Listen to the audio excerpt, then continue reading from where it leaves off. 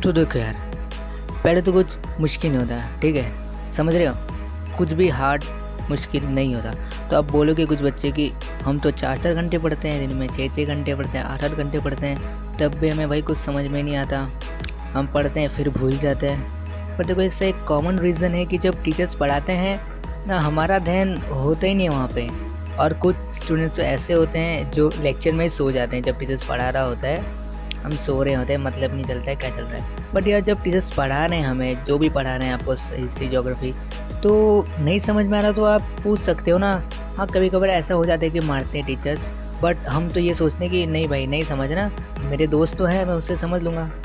तो एक बार समझ लो कि कई बार ऐसा होता है दोस्ती में पढ़ाई नहीं होती है। तो जब टीचर्स आपको पढ़ा रहे हैं, नहीं समझ रहा ना आपको, ठीक है, नहीं समझ रहा तो पूछ लो ना, क्या दिक्कत है। नहीं, पर हम तो भाई दिन भर फ़ोन चलाते रहेंगे, हमें फ़ोन ज़रूरी है, पढ़ाई इंपॉर्टेंट नहीं। अब माना फ़ोन से होती है पढ़ाई, फिर भी मैं स्कूल नहीं जाते, बोलते हैं ज़्यादा के कुछ फ़ायदा ही नहीं, समझ में आता नहीं है कुछ।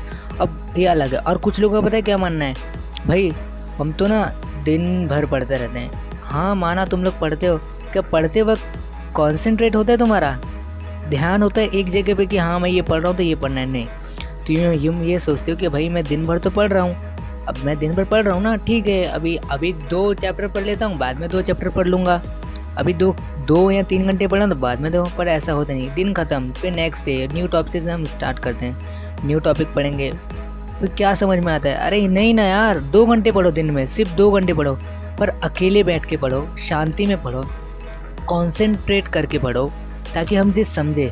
रटो मत उसे, रटने से कुछ नहीं होगा, हम भूल जाते हैं, जल्दी भूल जाते हैं, रटने से कभी रटो मत, उससे समझो, जो पढ़ रहे हैं हम उसे समझना बहुत ज़रूरी है। अब आपको नहीं समझे, छोटी सी ट्रिक है, आप कोई भी चैप्टर है, वो चैप्टर का मेन पॉइंट लिख लो, ठीक है, चैप्टर का नाम लिख लो, उसके जो छोटे छोटे पॉइंट्स हैं उन सबको एक साथ मिला के लिख लो और समझ लो, उस सबको पॉइंट को समझ लो कि हाँ भाई ऐसे ये पॉइंट, ऐसे ये पॉइंट, सब पॉइंट समझ लो। जब देखते हैं कैसे नहीं समझते हैं, और नहीं समझता है तो यार उसको फिर से पढ़ो, रिवीजन करो, आपको समझ में आ जाएगा वो।